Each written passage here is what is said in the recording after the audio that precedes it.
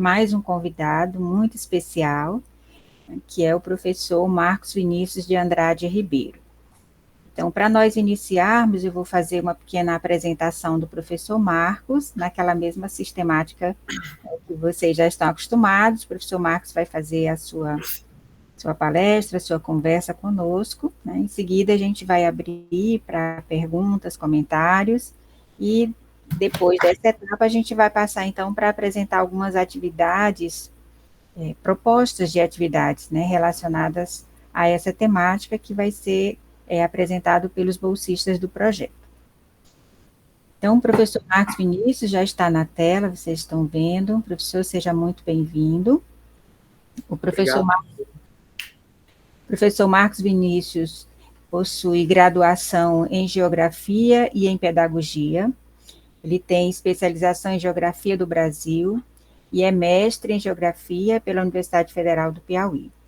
O professor Marcos Vinícius atua como professor efetivo da Rede Pública de Ensino da Educação Básica na cidade de Timon, no Maranhão, e também aqui na cidade de Teresina, no Piauí. O professor Marcos Vinícius é preceptor da residência pedagógica do Núcleo de Geografia da Universidade Federal do Piauí, atuando na Escola Municipal Parque Tararé.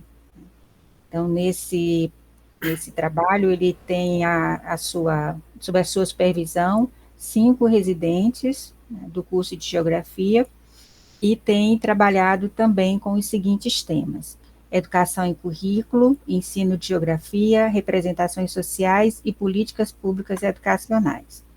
Então, o professor já está atuando com a educação básica há bastante tempo, foi professor de outras redes municipais, né, e hoje ele está conosco para ministrar uma palestra de um tema que foi parte desse tema, né, foi objeto de estudos dele no mestrado em Geografia, né, que teve a minha orientação.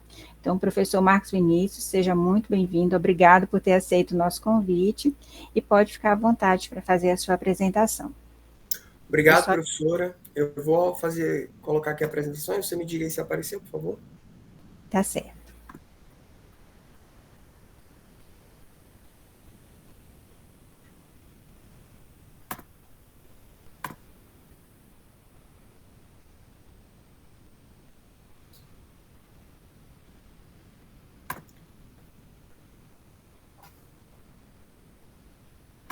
Pronto, tá perfeito, professor Marcos, pode iniciar. Você me escuta bem também, não é, professora? Sim, estamos ouvindo bem. Certo. Então, bom dia, professora Josélia, bom dia a todos os participantes. Agradeço pelo convite para ter esse momento dessa fala muito importante sobre esse documento importantíssimo da nossa educação brasileira e dessa unidade temática que também é muito importante para a nossa ciência, né? Para a geografia. Então, muito obrigado pelo convite. Queria parabenizar também aos alunos que estão desenvolvendo as oficinas, né? A oficina passada, a oficina 3, eu tive o prazer de assistir ela na íntegra. Com o professor Façanha trabalhou um pouquinho do contexto das conexões e escalas, não é? Fala do professor Façanha sempre é muito elucidativa, no sentido de que, quando ele fala, a gente tem várias ideias do que fazer, tanto no mundo da pesquisa, quanto no mundo da prática, né, de sala de aula. Então, a fala dele foi muito interessante. Também os alunos que desenvolveram a proposta de aula a partir daquela unidade temática. Eu lembro que no 6º ano foi sobre o uso da água, né? No 7º ano, formação do território brasileiro, e no 8º e 9º utilizou as empresas locais que estão aqui na cidade, mas trabalhando global, né? Então foi muito interessante. As propostas das oficinas estão sendo bem legais, né? A nossa oficina de hoje seguirá esse mesmo procedimento, como a professora Josélia disse, né? Inicialmente eu vou abordar um pouquinho sobre essa unidade temática do mundo do trabalho, no contexto da Base Nacional Comum Curricular, e no segundo momento os alunos irão fazer essa apresentação, né? Propondo atividades usando o mundo do trabalho no 6º, 7º e 8º e 9º ano do ensino fundamental, que é o nosso escopo aqui, né? A BNCC do ensino fundamental, construindo essa proposta de aula a partir da aprendizagem significativa, né? Teoria do David Esbern, né? Muito importante, muito útil para a gente aqui da geografia, né? Que trabalhamos com alguns conceitos específicos, né? Então, prometo que não vou tomar muito tempo do sábado de vocês, prometo que não vou me alongar muito, mas espero que eu possa trazer algumas inquietações a respeito dessa unidade temática e da Base Nacional Comum Curricular. Então, mais uma vez, bom dia a todos. E é um prazer estar aqui nessa manhã com vocês, né? Eu queria, inicialmente, fazer uma breve contextualização de como vai ser essa minha apresentação, né? Inicialmente, eu queria abordar como o trabalho é importante para a geografia, né? Faz parte da nossa epistemologia, do nosso objeto de estudo. Então, inicialmente, eu trago alguns autores da geografia, mas não só da geografia, que abordam o conceito de trabalho nas ciências humanas e sociais. Em seguida, eu faço uma breve contextualização sobre o currículo, né? Sobre essas seleções de conteúdos nos currículos, né? E essas reformas curriculares que o mundo vem passando. Em seguida, ao adentrar na Base Nacional Comum Curricular, eu pretendo destacar como o mundo do trabalho aparece na estrutura da BNCC, porque ele não só está na geografia, né? Esse tema, trabalho, que é uma exigência da nossa Constituição brasileira, formar o aluno para o mundo do trabalho, para a qualificação do trabalho, aparece em várias áreas do conhecimento, nas competências, ele não é só na geografia, né? Depois eu trago um pequeno vídeo de uma reportagem da BBC que mostra como os jovens entendem o mundo do trabalho e algumas outras inquietações sobre esse tema, certo?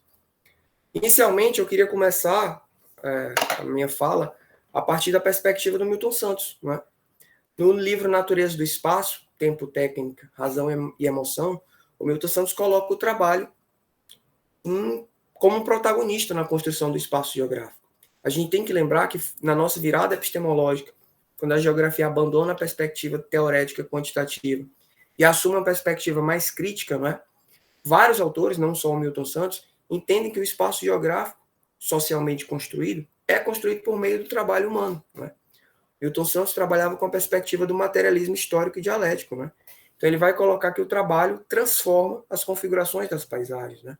Esse primeiro momento do livro, Natureza do Espaço, ele tem uma leitura um pouco mais complexa, né?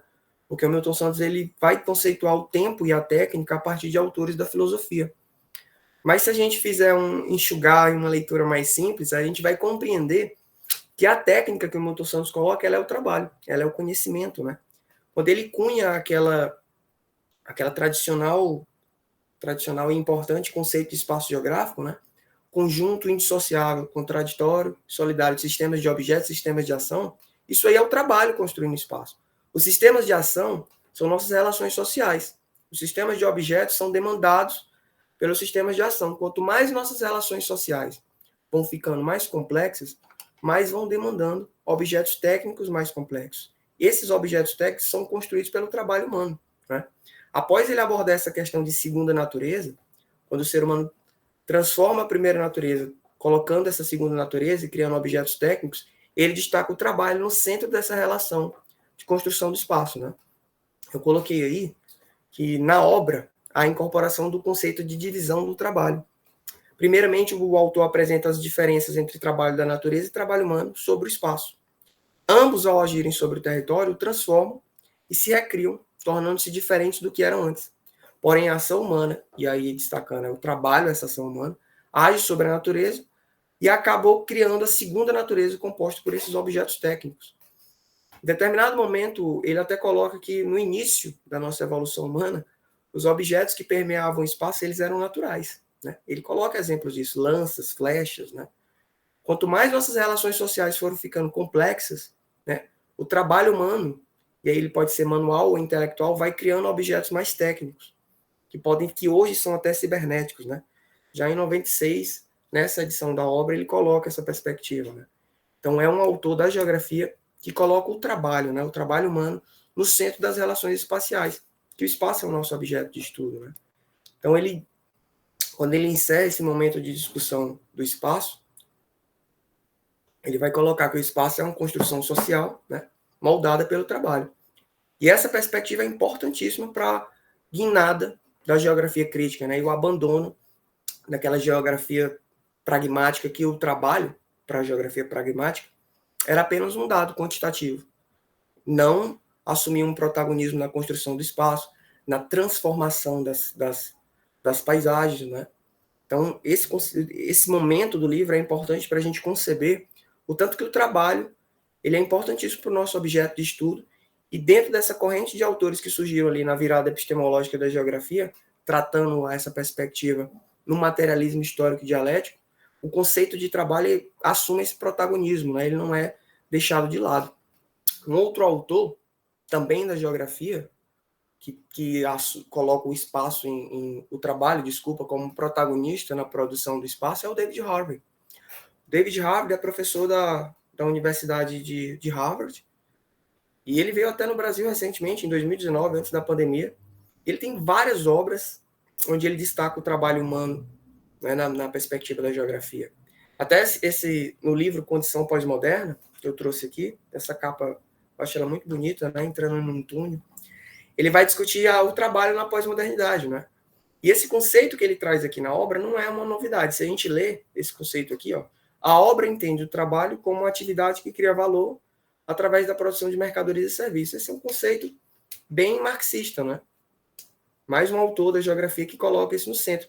E é interessante porque muitos eu já vi que o David Harvey foi que trouxe esse termo de geografia do trabalho, né? A primeira obra dele é de 1980, e em várias obras ele usa esse termo de geografia do trabalho, que é muito comum, né, na academia.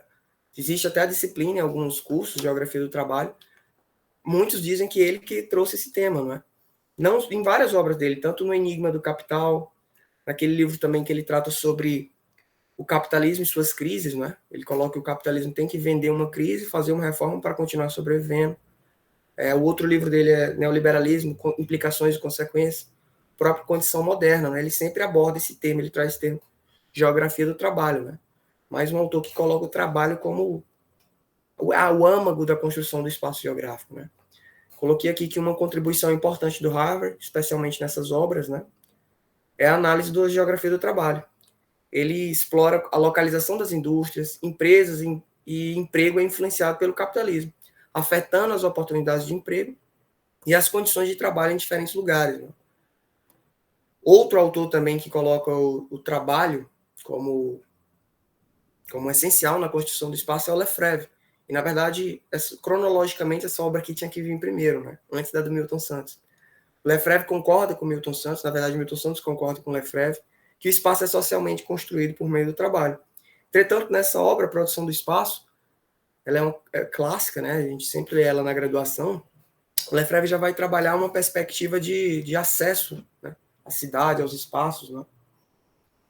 Mas em determinado momento da obra, ele vai sim destacar o trabalho também como essencial na construção do espaço. Eu trouxe um autor não da geografia, não é? Também, para a gente observar esse conceito de trabalho.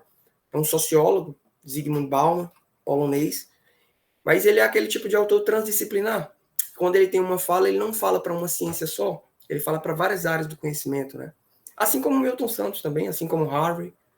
Mas o Bauman, o legal dele é que ele é aquele autor que atingiu a transdisciplinaridade, né? E apesar de não ser da geografia, os livros dele são muito usados, né? Modernidade Líquida mesmo aparece como bibliografia de várias disciplinas de epistemologia da geografia, né? Até o livro que antecede Modernidade Líquida se chama Globalização as Consequências Humanas. É um livro bem geográfico, né? Apesar de ser escrito por um sociólogo. Modernidade Líquida é muito legal, ele aborda todas as complexidades envolvendo o trabalho na pós-modernidade, né? Bauman, ele argumenta que o trabalho, tradicionalmente entendido, estava passando por transformações significativas na sociedade pós-moderna, que ele chama de líquidas, né? E ele viu o trabalho como um elemento central na construção da identidade das pessoas e na estruturação da sociedade. Mas as reflexões dele se concentravam nas mudanças da forma de trabalho contemporânea. Na obra, o Bauman vai colocar que tudo na pós-modernidade é líquido, é efêmero, é momentâneo. E o trabalho se insere nessa questão. Se nos anos 60, nos anos 70, nos anos 50 também, quando a gente vivia a modernidade, as coisas eram mais sólidas, a gente tinha mais certezas, uma pessoa arrumava um trabalho e passava a vida toda dela naquele trabalho, não é? Ela morria naquele mesmo posto, em uma indústria, que seja, né? Atualmente, não. O autor ele traz uma perspectiva que hoje a gente termos que são comuns no nosso dialeto, mas que vem de uma exigência do mercado com a globalização. A ideia de flexibilidade, de se renovar, de resiliência, né? Se adaptar aos diferentes contextos, vem com a pós-modernidade. Aquelas certezas que a gente tinha na modernidade, elas não existem mais. Ele não só trabalha a perspectiva do trabalho, Mas todas as relações sociais, para o Bauman, elas são líquidas. Né? E por que ele chama tudo isso de líquido? Né? O líquido ele pode se adaptar a várias formas. Se eu colocar um líquido num aquário, ele vai assumir aquela forma retangular. Se eu coloco numa garrafa PET, que é até a capa do livro, garrafa de água, ele assume aquela forma da garrafa de água, né? Então, para o Bauman, todas as relações sociais, e aí entra o trabalho, elas são líquidas, efêmeras, momentâneas. E para o nosso entendimento de professor que vai trabalhar, que vai ensinar o mundo do trabalho em sala de aula, isso é muito importante. Porque a gente tem uma juventude também acostumada com informações efêmeras, né? As redes sociais com histórias de 30 segundos, 60 segundos, né? Todas as nossas relações atualmente, segundo a perspectiva do autor, são líquidas, né? Tem até uma analogia, eu não me recordo onde é que eu vi, mas é sobre a obra, que na modernidade, né? Ali nos anos 60, 70, 80, não existe um ponto de ruptura entre a modernidade e a pós-modernidade. Mas em determinado momento, com o avanço da globalização, a gente entra na pós-modernidade, que busca explicar os fenômenos sociais através de diferentes enfoques. Né? Se na modernidade o viés principal de explicar os fenômenos era política, economia e ideologia, que se chama de estruturalismo, na pós-modernidade outros aspectos entram em cena para explicar os fenômenos. Além da política, economia e ideologia, a gente tem a cultura, a arte, o próprio espaço geográfico, né? Várias questões entram na pós-modernidade, que o Bauman chama de modernidade líquida. Então, se na modernidade a gente tinha certas certezas, e aí entra o trabalho, nossas relações sociais, é como se a gente entrasse em uma direção em linha reta e soubesse onde era a linha de chegada. Na pós-modernidade, ou melhor, na modernidade líquida para o autor, a gente não sabe para onde a gente caminha, né? Como se a gente caminhasse sobre uma camada fina de gelo e não soubesse nossa direção, tivesse cercado de uma neblina, né? Isso seria um aspecto, uma analogia como seria o trabalho, né? Em constante alteração, em constante revolução, onde não existe uma estabilidade, mas sim uma instabilidade, uma flexibilidade. Logo, essa perspectiva de trabalho entra nos nossos currículos, entra no mundo da geografia do trabalho, entra em sala de aula, né? Tanto que o nosso modelo curricular agora exige, tá nas competências da questão da resiliência, da cultura digital, né? De se adaptar aos diferentes contextos, né? O nosso mundo do trabalho hoje é assim. Isso é um advento, segundo o autor, um advento da globalização neoliberal que se propagou bastante nos anos 90, né? Eu coloquei aqui que na obra o autor discute a precarização do trabalho, a flexibilização das relações de emprego e instabilidade. Ele debate como as pessoas em busca de segurança e identidade frequentemente enfrentam dificuldades na adaptação a essas mudanças. Ele discute também a ideia de uma modernidade líquida, como eu falei, na qual as estruturas tradicionais, incluindo o trabalho, mas todas as estruturas tradicionais, se tornam fluidos, né? Ele cunha vários termos colocando líquido, né? Até o amor líquido, enfim. Esse livro é muito legal. Ele traz uma perspectiva das relações sociais de forma geral, essa liquidez que ele chama, mas ele traz também, que é a parte que eu quis abordar aqui nesse pequeno momento de contextualização sobre o trabalho, ele traz o trabalho nessa perspectiva líquida e fluida, contemporânea, nesse novo momento da globalização. Né? Bom, eu queria também retratar qual a importância de incorporar esse tema do mundo do trabalho, dado esse contexto que o Bauman coloca, por que o mundo do trabalho se insere nos currículos da educação básica? Né? Qual a importância, qual a exigência de incorporar esse tema nos currículos? Né? Tem um autor, que é o Apel, no livro Ideologia e Currículo, ele coloca que nenhum tema entra nos currículos à toa. Né? Todo tema que apareça no currículo, ele foi escolhido por alguém. E essa pessoa, esse grupo social, esses agentes formuladores do currículo, ele possuem crenças, valores, ideologias políticas e econômicas e culturais. Então, tudo que está expresso em um documento curricular, ele tem intenção. Não existe currículo neutro, né? Isso é um consenso em quem se dedica a estudar os currículos, né? Que nada ali é neutro. Tudo é passivo de intencionalidades.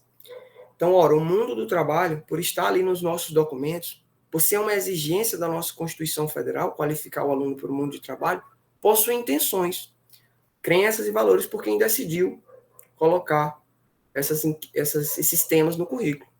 Não é o nosso objetivo aqui discutir isso, mas eu não poderia não trazer essa inquietação, nessa reflexão. Até porque um dos cernes da obra, é um livro que eu gosto muito, ele chama atenção para a importância dos professores sempre questionar e analisar criticamente o currículo, essas seleções de conteúdos, para tentar promover uma uma educação mais justa, né? Então, cabe a nós, professores, sempre fazer essa reflexão. Eu acredito bastante nisso. E esse pensamento acaba norteando para o entendimento, já que a inserção entre ideologia e currículo, destacando como o currículo pode ser uma arena na qual as lutas políticas e ideológicas ocorrem, né? E que afeta a educação e a sociedade como um todo. Uma escolha de um tema em um currículo vai ter uma reflexão muito grande na nossa sociedade, porque a gente está escolhendo ali que tipo de sujeito a gente quer formar, que tipo de sociedade a gente acredita, né? Como é, né? Qual a importância ainda necessária, qual a importância do mundo do trabalho, dessa unidade temática, do trabalho, na verdade, na educação básica? Primeiro, como eu disse anteriormente, é atender uma exigência constitucional, né? Todo mundo que já leu a Constituição de 88, ali no que tem a educação, já começa colocando que o papel da educação é desenvolver o aluno para o exercício da cidadania e a qualificação para o trabalho. É uma exigência constitucional da nossa apelidada Constituição Cidadã. E não é uma coisa só do Brasil. O mundo todo tem esse escopo, um dos escopos, né, da educação é formar para o mundo do trabalho. Todos os sistemas econômicos já existentes, isso é uma perspectiva comum. Formar o estudante para ser qualificado para o mundo do trabalho, né? E aqui cabe um parêntese, porque desde essa Constituição de 88, que é colocada a necessidade de uma base comum curricular para todo o território nacional. Então, essa perspectiva do mundo do trabalho já aparece na Constituição, todas as leis que subsidiam a Base Nacional Comum Curricular já tratam dessa perspectiva de formar habilidades, de trabalhar habilidades voltadas para o mundo do trabalho, né? Como eu coloquei aqui também, desenvolver habilidades, né? Todas as leis que embasam a BNCC, se você for olhar cronologicamente, a Constituição de 88, a LDB, os parâmetros curriculares nacionais, depois disso os diretrizes nacionais curriculares e o PNE, né, que foi o último de 2014, que fala substancialmente assim da necessidade de criação de uma base, eles já vão introduzindo os conceitos de habilidades, né? Quer você concorde ou não, isso vem sendo uma construção há muito, né, desde 88. Por mais que você talvez acredite, tem professores que acreditam que seria mais simples, mais objetivo e melhor trabalhar com objetivos de aprendizagem, mas essa ideia de habilidades voltadas para o mundo do trabalho, que é a nossa exigência constitucional, vem sendo trabalhada desde 88. E já que a gente está falando de trabalho, nossa Constituição de 88, chamada de Constituição Cidadã, apelidada, né? Na mesma época, o Milton Santos publicou um livro chamado Espaço Cidadão, que é no mesmo momento de redemocratização do Brasil, quando acaba ali a ditadura em 85. Né? É nesse mesmo contexto de criação da Constituição Federal. E nesse livro também, o Espaço Cidadão, ele aborda o trabalho também como uma importante ferramenta da geografia. Né? Dica de leitura, que é um livro muito bom também. Uma outra importância de incorporar o mundo do trabalho na educação básica, e isso cabe muito a gente da geografia, é uma espécie de conscientização socioeconômica, né? Promover discussões críticas, né? O mundo do trabalho, ele se integrou aos currículos escolares. Isso não aconteceu só no Brasil, tá? Isso aconteceu no mundo todo. O mundo todo, né, nessa nova etapa da globalização, essa globalização neoliberal, que vai exigindo trabalhadores com essas características de flexibilidade, resiliência, o mundo todo passa por reformas educacionais, reformas curriculares, que começam a exigir certa perspectiva de trabalhador, não é? Então, essa ideia de mundo do trabalho, ela aparece em vários países, né? Então, ela entra no currículo, diferentes abordagens a depender do país. Esse momento aqui da minha apresentação, eu baseei nessa obra aqui, Globalização e Interdisciplinaridade, o currículo integrado. É uma obra que vai tratar sobre essas reformas, né, essas reformas educacionais, só que na Espanha, não é? Mas isso não aconteceu só na Espanha. Esse modelo de currículo que a gente tem aqui hoje, que é uma exigência dessa globalização, ela acontece na Espanha, aconteceu nos Estados Unidos, aconteceu na Austrália também. Antes da pandemia, eu lembro que tinha até um movimento lá para tentar fazer uma modificação. E aconteceu aqui no Brasil, né? O Brasil foi lento, como eu disse, começou em 88, foi culminar no governo do Michel Temer, mas o mundo todo passa por essa reforma. A gente passa por reformas constantemente, né? Um daqueles livros do Harvey que eu citei no início da minha fala coloca que o capitalismo ele precisa de crises e precisa de reformas para continuar vivendo, para continuar sobrevivendo. Se eu não me engano, é no Enigma do Capital, onde ele trabalha essa perspectiva. Recentemente, o Brasil passou por diversas reformas, né? Está no nosso dialeto aqui a palavra reforma, né? A gente passou por uma reforma trabalhista, a reforma da CLT, passamos por uma reforma previdenciária, estamos passando por uma tributária, vamos passar por uma administrativa, esse debate está acontecendo agora, acredito que ninguém vai escapar da reforma administrativa, porque é uma exigência da globalização neoliberal, e eu nunca vi até agora o mercado perder uma exigência de reforma. Passamos por várias reformas educacionais, primeira delas, né, a reforma do ensino médio. Passamos por uma reforma curricular importantíssima, que foi essa da BNCC. Foi uma mudança muito abrupta, que pegou muita gente de surpresa, entre aspas, né? Que a gente tinha um modelo curricular, que era o PCN, que mudou completamente para a BNCC. Então, foi uma reforma curricular substancial, né? Muito grande mesmo. Foi uma grande reforma, né? Então, essa exigência do mundo do trabalho, ela surge em vários países, em vários modelos curriculares. Não é só na Base Nacional Comum Curricular, certo? Porque é uma exigência desse momento da globalização e há um choque entre o mercado e a educação que quer formar um tipo de trabalhador, né? Coloquei aqui que também surge através da exigência, entre aspas, de currículos interdisciplinares. Toda isso na educação a gente tem poucos consensos, né? A educação é muito polêmica, tudo se problematiza muito, e está certo. Mas um dos poucos consensos na educação é a interdisciplinaridade, né? E é um ponto positivo da BNCC. Ela avança bastante na questão da interdisciplinaridade, ela traz competências gerais para todas as áreas do documento. E esse é o grande lance da interdisciplinaridade. Então, isso é um ponto positivo, né? O mundo do trabalho, como eu falei anteriormente, vou mostrar isso ao pouco, ele está em todo o documento da BNCC. Não é só da geografia, né? Então, a exigência de formar um trabalhador que tenha essa visão interdisciplinar, na verdade, o intento é ter um dia transdisciplinaridade, né, que é a união de todas as áreas do conhecimento, mas esse é um ponto positivo também, né? A ênfase nas habilidades socioemocionais, desculpa. Essas habilidades socioemocionais que estão ali nas competências da BNCC são voltadas para o mundo do trabalho também. A questão da autogestão, da cultura digital, né? São habilidades socioemocionais que o mundo do trabalho exige. Em qualquer trabalho, né? A gente sabe que toda função que você for exercer na sociedade, nessa nossa sociedade, você vai ter que ter habilidades específicas socioemocionais, de comunicação, né? Isso é normal, é uma exigência do mercado e é isso, né? Aqui muito legal isso, ó, relação das empresas com as escolas, né? Tem outro livro também muito legal, Currículo na Contemporaneidade. Esse livro aqui é uma coletânea, cada autor dele é de um país diferente, né? Tem da Austrália, da África do Sul, da Inglaterra. É um livro em português, né? Traduzido. E todos esses autores, quando vão falar de currículo na contemporaneidade, eles abordam essa perspectiva mais crítica da entrada das empresas nas escolas, né? A gente tem aqui no Brasil isso muito claro, né? Você vê que a CNI, Confederação Nacional das Indústrias, divulga direto cartilhas de como se trabalhar a BNCC nas escolas, né? E faz parte do jogo, né? Eles querem formar um tipo de trabalhador e existe essa competição que faz parte da democracia, de que tipo de trabalhador a educação deve formar, né? Então, a relação das empresas com as escolas, muito também nas escolas particulares, é muito latente, né?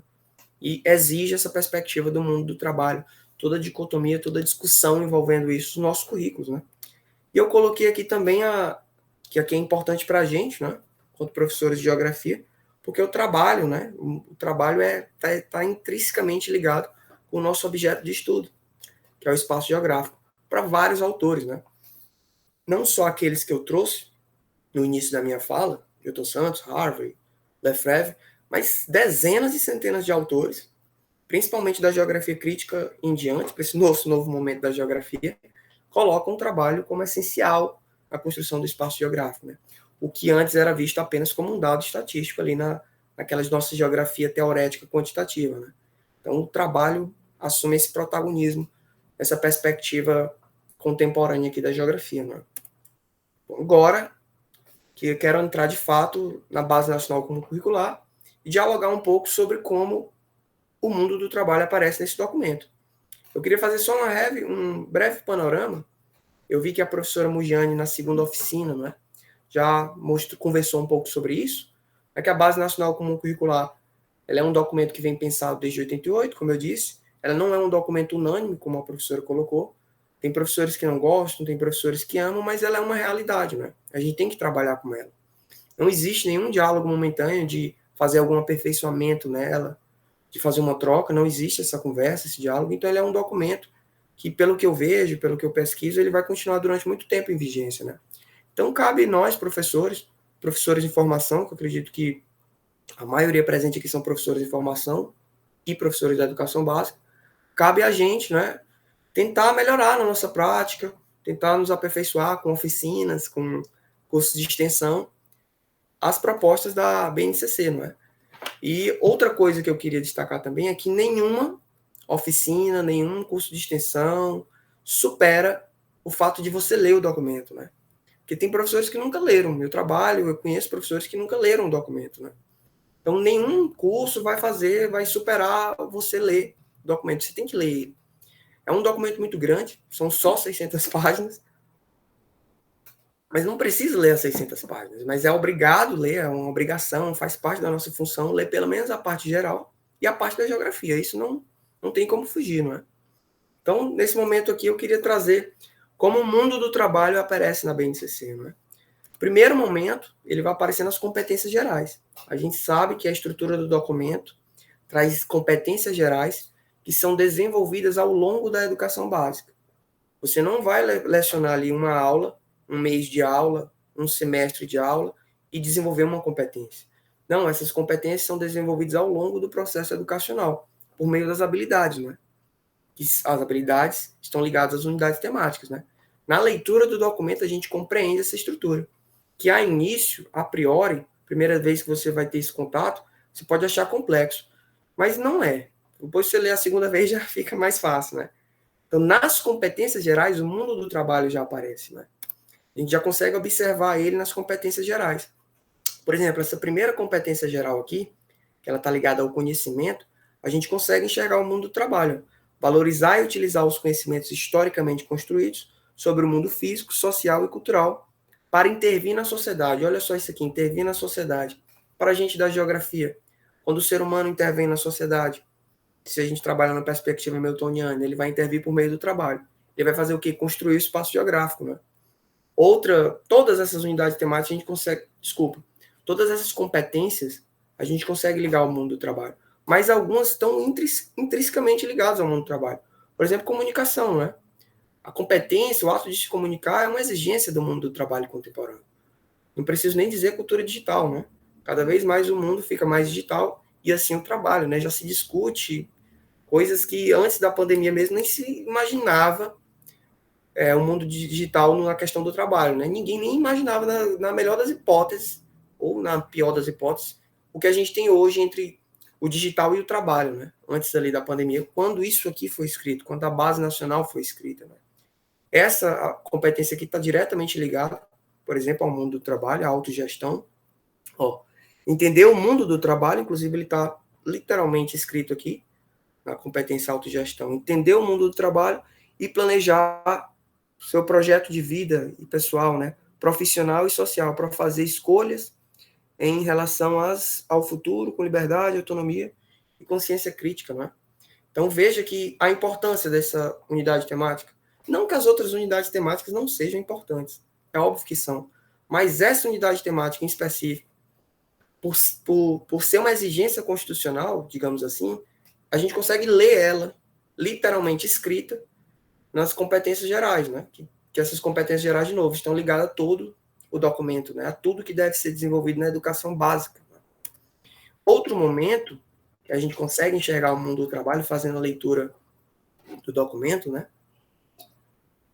Da BNCC, é por meio das áreas de conhecimento, né? Como eu disse, o mundo do trabalho aparece em todas as áreas do conhecimento, não é só na geografia. Eu trouxe aqui a primeira competência da matemática. Competências específicas da matemática para o ensino fundamental. Olha aqui, a primeira competência, olha o que está escrito aqui, ó, mundo do trabalho. Primeira competência da matemática já traz a perspectiva do mundo do trabalho aqui, ó. Alicerçar descobertas e construções, inclusive nos impactos do mundo do trabalho, né? Logo na primeira competência. Outro momento que o mundo do trabalho aparece são nos objetos do conhecimento. E aqui eu trouxe especificamente da geografia, né? A gente precisa entender que as habilidades estão ligadas a objetos do conhecimento que fazem parte das unidades temáticas, né?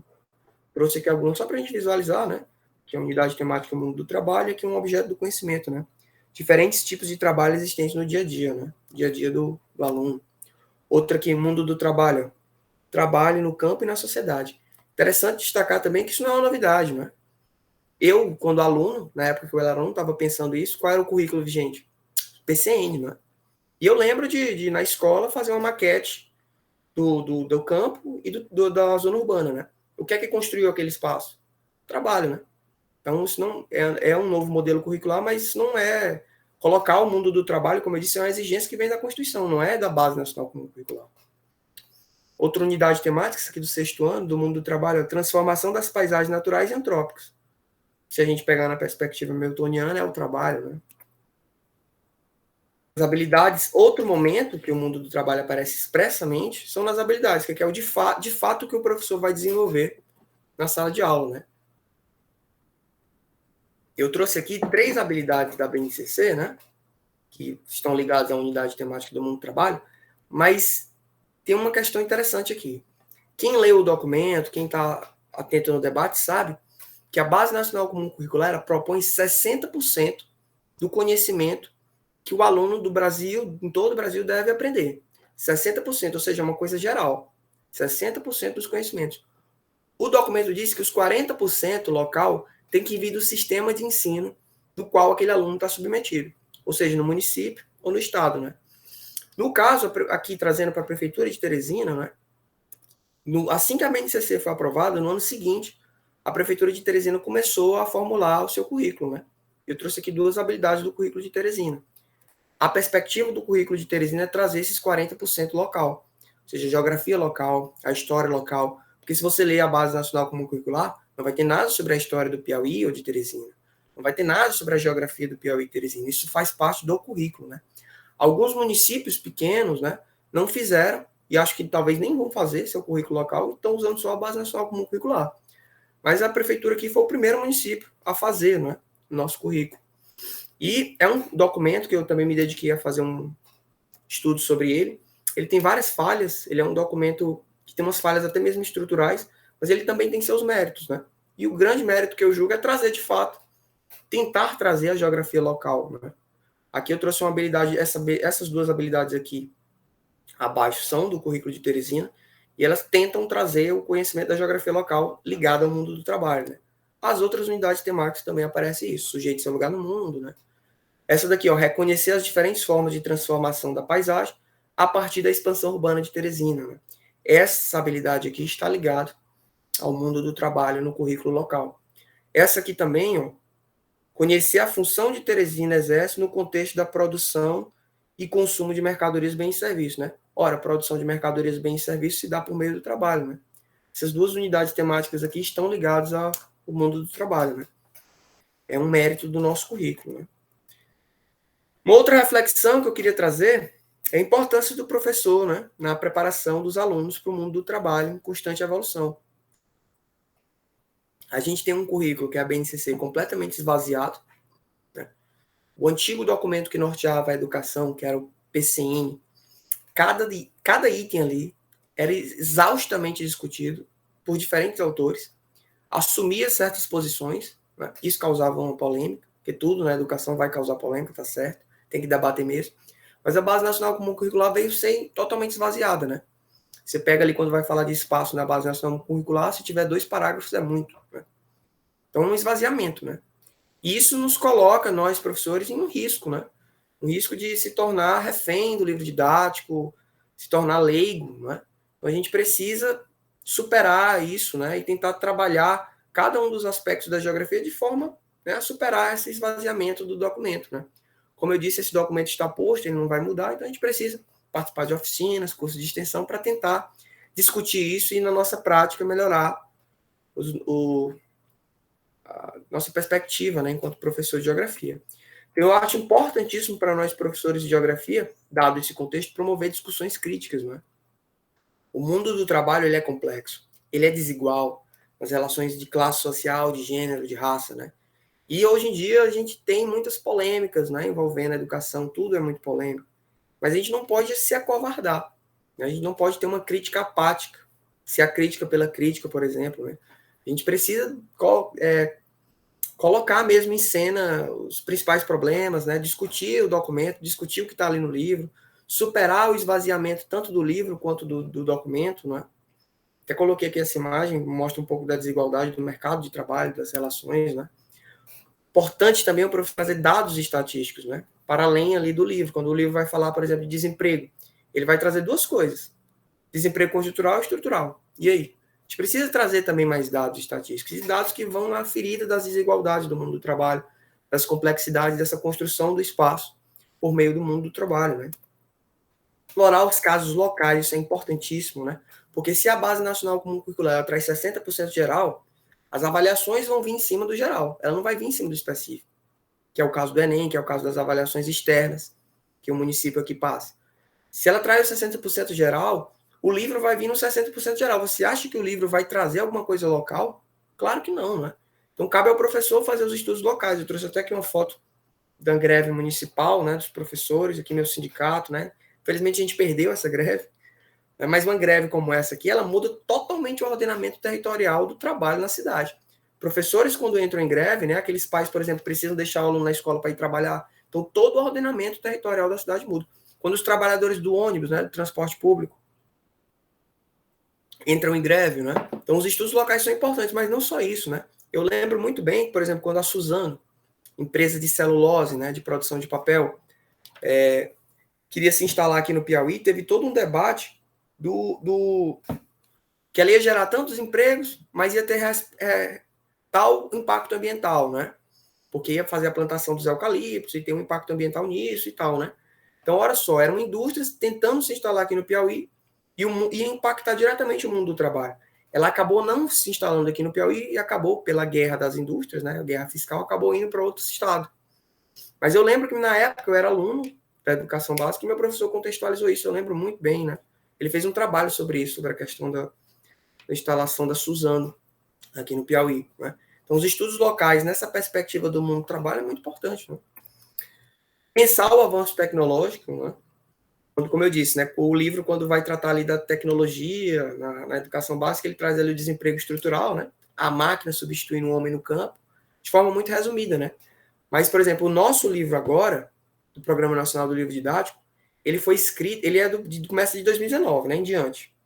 Ele foi escrito ali em 2017, 2016, que ninguém escreve um livro do dia para a noite, né? Um livro didático é um esforço muito grande para ser escrito.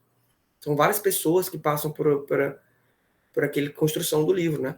Então, os dados do livro são desatualizados. Se você olhar, tem dado ali de 2017 que não reflete em nada a realidade atual.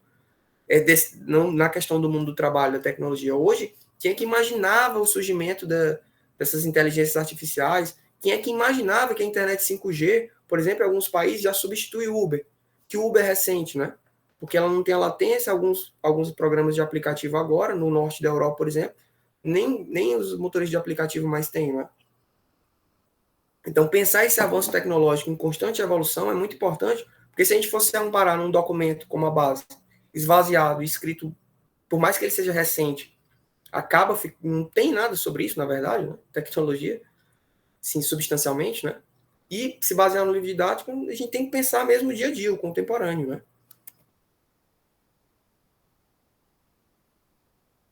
E no mundo do trabalho. Por exemplo, a escola que eu trabalho, no 9º ano, né? Lá, ensino fundamental, os alunos do 9º ano, eles vão para o ensino médio agora, e não é surpresa para ninguém, que o ensino médio agora, dada a nossa reforma do ensino médio, ele é também técnico.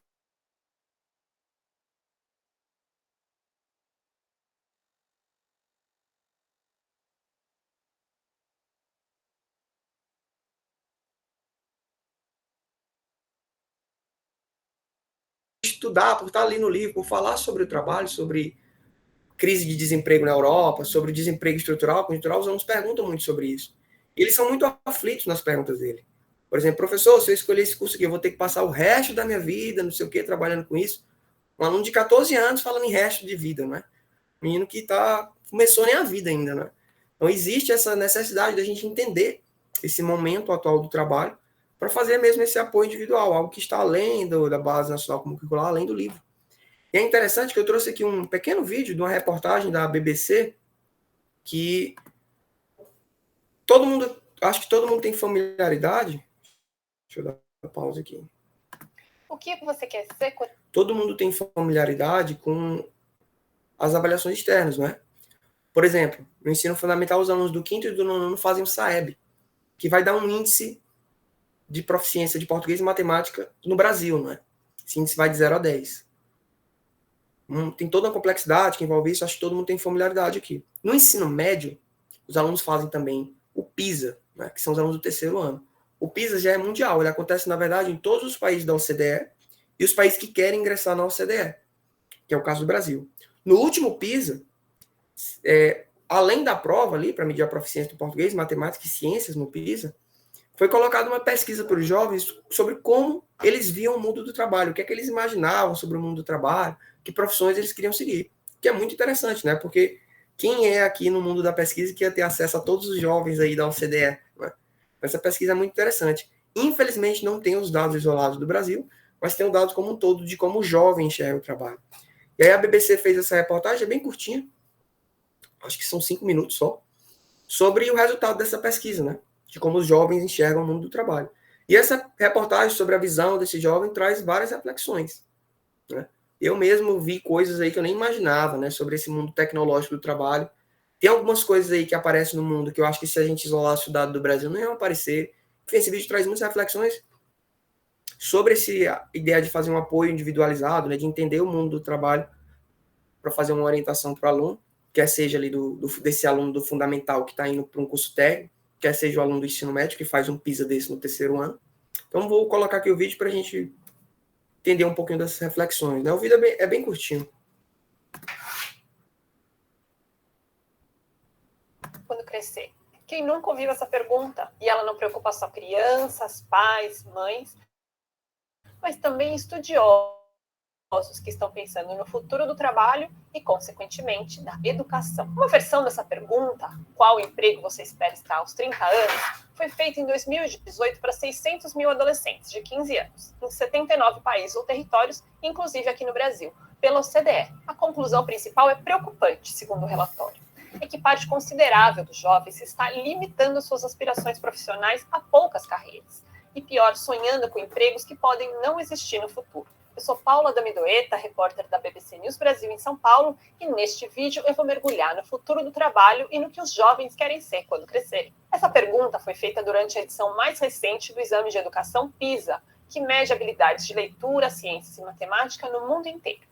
Preste atenção aos destaques. 47% dos meninos e 53% das meninas sonham com um número cada vez mais restrito e concentrado de carreiras. E o resultado mudou muito pouco em relação à última pesquisa sobre o tema, feita durante o PISA de 2000. E quais são essas carreiras? Entre os meninos, as 10 ocupações dos sonhos mais citadas foram nesta ordem: engenheiro, administrador de empresas, médico, profissional de TI, atleta, professor, policial, mecânico de veículos, advogado e arquiteto. Entre as meninas, as ocupações mais citadas foram médica, professora, administradora de empresas, advogada, enfermeira ou parteira, psicóloga, designer, veterinária, policial e arquiteta. A OCDE não divulgou uma relação de respostas por cada país. Então, não sabemos exatamente quais foram as respostas dos 11 mil jovens brasileiros que participaram do PISA. Mas o relatório diz que o Brasil é um dos países em que os sonhos dos jovens estão mais concentrados nas carreiras que eu acabei de citar. Aí você se pergunta, qual o problema? São ótimas carreiras, quero para mim, quero para meus filhos. A OCDE faz 3 alertas importantes. 1. Parece que os jovens não estão cientes dos muitos novos empregos que estão emergindo com o avanço da tecnologia e da digitalização. Por exemplo, um cientista de dados, um especialista em tecnologia hospitalar, um engenheiro robótico, um técnico em saúde mental, e em comportamento humano, ou um desenvolvedor de inovações ambientais e agrícolas. A maioria ainda sonha com as carreiras que a OCDE chama de típicas do século XIX e XX. Segundo a entidade, a maioria das carreiras promissoras que devem bombar no futuro simplesmente não estão no radar dos jovens atuais. O André Schleichler, que é especialista em educação da OCDE, cita um caso específico dos Estados Unidos. Lá, a carreira de especialista em suporte de usuários de informática está em ascensão. Tem risco relativamente baixo de automação nos próximos anos, pode ser ocupada por jovens profissionais que tenham formação técnica de 2 anos e tem salário mensal médio de mais de $4.000. Só que numa pesquisa de preferências dos estudantes americanos, ela apareceu no número 229 entre as carreiras mais citadas. Você prestou atenção? A carreira não exige longos anos de estudo e tem um salário de $4.000 por mês, o que é bom até para o padrão americano. E quase ninguém pensa nela. O segundo alerta: questões de gênero ou classe social impactam muito nos sonhos que os garotos e garotas têm para suas vidas profissionais. As meninas, por exemplo, sonham muito menos com carreiras na ciência, na engenharia e na matemática do que os meninos. E muitos jovens de baixa renda, mesmo aqueles que tiveram um bom desempenho no PISA, têm uma expectativa muito menos ambiciosa para o seu próprio futuro. Sonham menos na universidade ou em ocupar cargos mais altos, em comparação com jovens de renda mais alta. E o terceiro alerta talvez seja o mais crucial. Mais de 1/3 dos trabalhos citados pelos entrevistados do PISA corre o risco de ser automatizado nos próximos 5 ou 10 anos. Ou seja, pode ser que um robô ou um computador passe a realizar esse trabalho no lugar de uma pessoa e, esse emprego desaparece ou muda drasticamente. Mas quais são esses trabalhos sob maior risco? Esse é um tema que tem sido muito estudado. O relatório Futuro do Emprego, do Fórum Econômico Mundial, lista algumas das funções que podem ser, em breve, ao menos parcialmente, substituídas por robôs, drones ou algoritmos. Por exemplo, contadores, advogados, mecânicos, motoristas de veículos, trabalhadores de fábricas, gerentes administrativos, caixas de loja, auditores e bancários. Um drone passa a fazer a entrega, um programa pode cuidar da contabilidade e a inteligência artificial pode dar uma assessoria jurídica. Não é que a gente vai deixar de precisar de motoristas, contadores e advogados, por exemplo, mas é provável que haja um espaço para um número menor deles. Isso, é claro, varia muito de país para país. O Brasil, país em desenvolvimento com uma força de trabalho menos qualificada, está sob risco ainda maior. Um levantamento feito no ano passado, antes mesmo da pandemia, pela consultoria iDados, calculou que 52 milhões de empregos no Brasil podem ser substituídos por máquinas daqui a 10 ou 20 anos. Isso equivale a mais ou menos a metade dos empregos formais no Brasil. Motoristas, cobradores e balconistas figuravam no topo da lista de postos ameaçados de extinção. Essas tendências devem ser aceleradas pela crise atual do novo coronavírus. Os jovens, por sinal, são desproporcionalmente mais afetados pela crise, porque têm menos experiência e costumam ocupar empregos mais precários. E, é claro, porque é muito duro entrar no mercado de trabalho justamente no meio de uma crise. Em geral, as profissões mais sob risco são aquelas que demandam menos criatividade, menos originalidade e que não exigem alta qualificação nem habilidades emocionais. Ou seja, independem daquela interação humana que a máquina ainda tem muita dificuldade de substituir. Está ficando deprimido com o futuro profissional do seu filho ou com o seu próprio futuro? Calma, que tem algumas luzes no fim do túnel. Eu vou voltar para aquele relatório do futuro do trabalho. Quase a metade das empresas entrevistadas planejava demitir funcionários por causa da automação, mas 38% delas esperavam, ao mesmo tempo, contratar mais gente para novas funções, que elevem a produtividade, gerando um outro tipo de emprego, com um outro tipo de qualificação. Quais? Bom, analistas e cientistas de dados, especialistas em tecnologia da informação ou em Big Data, desenvolvedores de software, especialistas em redes sociais e comércio digital, especialistas em atendimento ao consumidor, em vendas e em marketing, especialistas em segurança da informação e automação, entre outras. Funções tradicionais que exijam habilidades socioemocionais e contato humano qualificado também têm baixo risco de serem substituídas no curto prazo, como muitas carreiras na área médica e na área de cuidados com pessoas, algumas na área de ensino ou, por exemplo, funções de gerenciamento de equipes. Com o envelhecimento da população global, por exemplo, profissões da área médica relacionadas ao cuidado com idosos também devem continuar tendo espaço. Ou por que não pensar em desenvolver tecnologias que permitam que esse número crescente de idosos tenha uma melhor qualidade de vida? Depois desta pandemia, aliás, muitos especialistas acham que a área de saúde, em geral, vai ter que ganhar mais atenção e investimentos de governos e de empresas. E o que escolas e empresas podem fazer para aproximar a juventude dessas novas profissões? Muita coisa. Uma delas é dar acesso ao aconselhamento vocacional mais qualificado.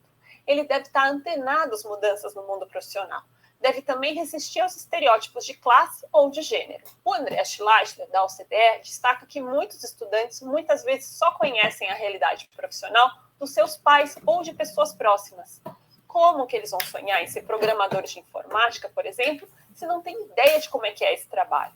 Portanto, é importante que esses jovens tenham acesso também a, lógico, depois da pandemia, visitas a empresas, a feiras profissionais, a conversas e palestras com profissionais no mercado de trabalho que possam contar como é que é o dia a dia, quais as qualificações necessárias para chegar lá e como o conhecimento deles é usado na prática. Se você quer saber mais sobre alguma profissão, escreve aqui que a gente vai tentar te ajudar. Eu queria saber outra coisa. O que você quer ser quando crescer? Bom, esse vídeo é muito complexo, né? Ele traz muitas informações sobre o trabalho, o futuro do trabalho, e também a gente se colocando como professor, né? Qual o nosso papel diante disso tudo, né? Quando eu vi esse vídeo pela primeira vez, esse PISA que ela se refere é o de 2019, certo? Quando eu vi esse vídeo pela primeira vez, eu pensei o que o Bauman, né, o Bauman, autor do livro Modernidade Líquida, escreveria sobre esse momento contemporâneo do mundo do trabalho. Infelizmente, ele faleceu em 2017, mas eu queria saber o que é que ele pensaria sobre isso, né? Porque o contexto que ele escreve aquele livro é completamente diferente desse contexto. Você vê que ela coloca que os jovens pensam, né? A pesquisa mostra que os jovens pensam em trabalhos típicos do século XIX e século XX, né? E não pensam nos trabalhos de hoje, né? Mas esses trabalhos de hoje que ela cita, eu mesmo não conhecia parte deles, né? Então isso é muito complexo. E ela coloca que o Brasil é mais vulnerável ainda nessa questão, pela falta de qualificação na mão de obra. E um grande ponto de ruptura que a gente vai ter aqui no Brasil é a entrada da internet 5G nos próximos anos para a massa de trabalhadores, né? Isso é muito complexo. Esse vídeo traz várias reflexões que a gente pode fazer, não é? Bom, eu coloquei aqui também, né, para a gente tentar... Os alunos agora, eles vão apresentar um pouquinho das propostas de atividades, né, envolvendo o mundo do trabalho, mas eu coloquei como é que a gente pode, né, enfrentar esse mundo do trabalho, enfrentar essa perspectiva do mundo do trabalho para tentar amenizar essas complexidades que a gente viu aí no vídeo, né, tentar auxiliar os alunos, né. Então, nós, como professores, podemos, né, analisar as desigualdades socioeconômicas, né, que a migração relacionada à força de trabalho, todo grande eixo de migração que acontece hoje, ela ou é por refugiados ou é por causa de trabalho, não é? Todos os principais fluxos migratórios hoje do mundo são assim. Entender os recursos naturais e industriais, compreensão dos novos mercados globais, que estão cada vez mais dinâmicos, os impactos ambientais oriundos disso e o estudo da cidade, né, trazendo o local. Dado essas reflexões do vídeo, eu pensei em algumas coisas que a gente possa, né, fazer em sala de aula para tentar compreender, englobar toda essa complexidade desse novo mundo do trabalho. Eu queria só deixar uma dica aqui, né, para trabalhar em sala de aula, né? Esse documentário, ele pode ser aplicado tanto no ano quanto no ensino médio, né? Esse documentário que eu queria trazer aqui como indicação serve também para a gente, quanto professor, né, para entender melhor o mundo do trabalho. Ele ganhou o Oscar em 2020, foi o melhor documentário para o Oscar, né? Ele concorreu, inclusive, com um documentário brasileiro, Democracia em Vertigem. Esse documentário se chama Indústria Americana.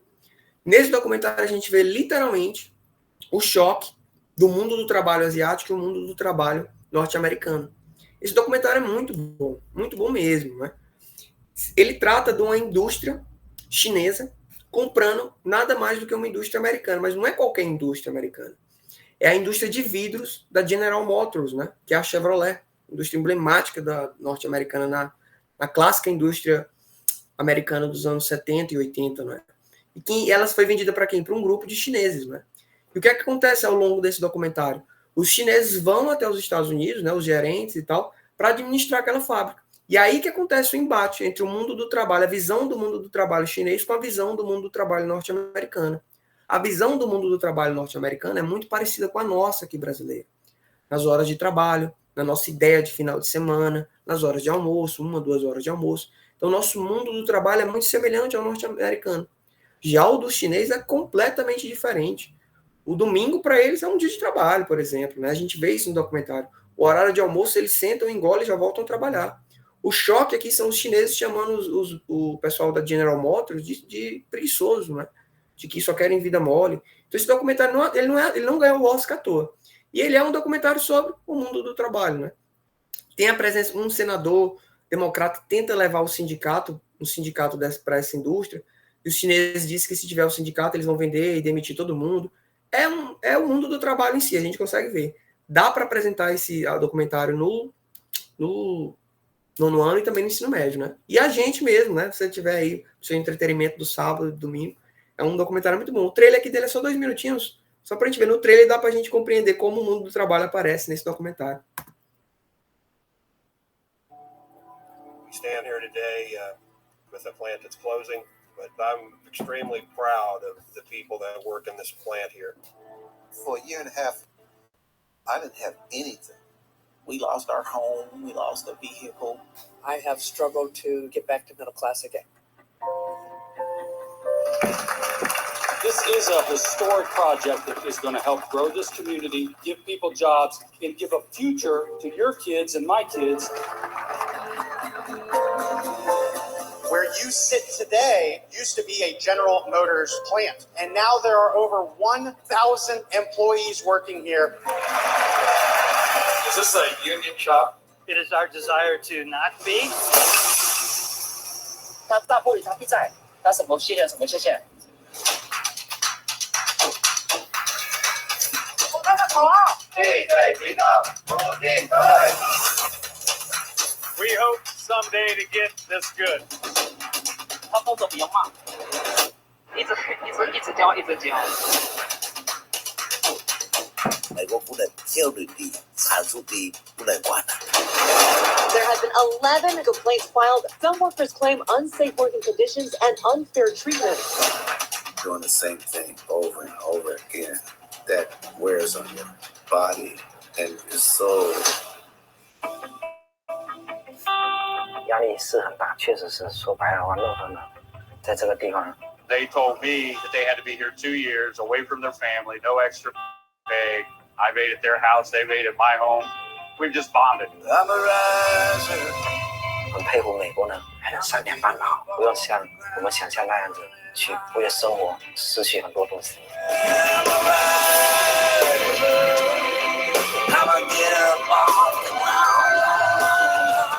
那个慢回比工会破坏更厉害。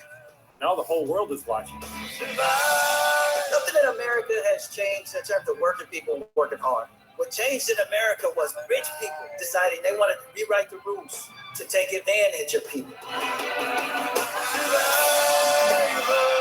You never give up on America, Joe. To me, that would be un-American. Então, pessoal, esse documentário a gente consegue ver nele o embate de fato do mundo do trabalho entre duas grandes potências, né? A China e os Estados Unidos. E a China, nesse contexto aqui do mundo do trabalho, já que a gente está falando disso, ela anda comprando muitas indústrias mundo afora, né? E é um tema do nono ano, né? Quando a gente está falando de China, a gente vai falar sobre a industrialização da China. Então, essa é uma dica muito boa aqui que eu queria compartilhar com vocês. Então, pessoal, eu encerro aqui a minha apresentação. Eu coloquei aqui algumas questões para a gente refletir, né?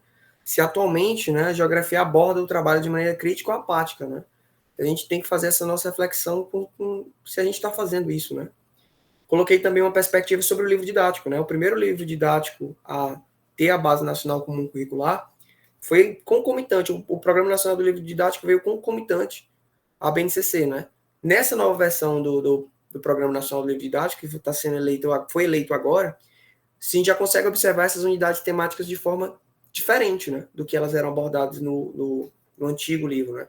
Eu até ia trazer isso aqui na minha apresentação, mas é um pouco complexo e exigia um esforço muito grande. Isso era um serviço para uma dissertação ou uma tese, investigar essas unidades temáticas no antigo programa para esse, mas é uma reflexão interessante também para a gente fazer como essas unidades temáticas, né, não só o mundo do trabalho, elas estão no nosso livro, como estão no livro antigo, se melhorou, piorou, se integrou mais, teve mais tempo, né? Já que, assim, eu realmente não acredito que o livro atual, 2019, 20, 21, 22, tenha sido feito em total consonância com essa perspectiva da BNCC. Se foi muito relâmpago, viu? Muito rápido. Porque se você olha o ano de aprovação da BNCC e o ano do PNDE, eles são em cima um do outro, né? Então, existe essa perspectiva aí. E como é possível fazer o uso do mundo do trabalho de forma interdisciplinar, que é o nosso objetivo, o nosso ouro, né?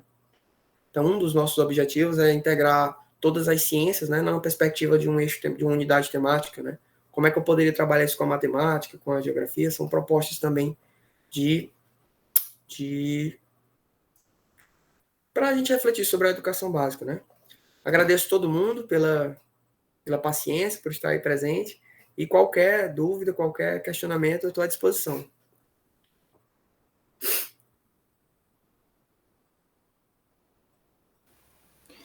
Muito obrigada.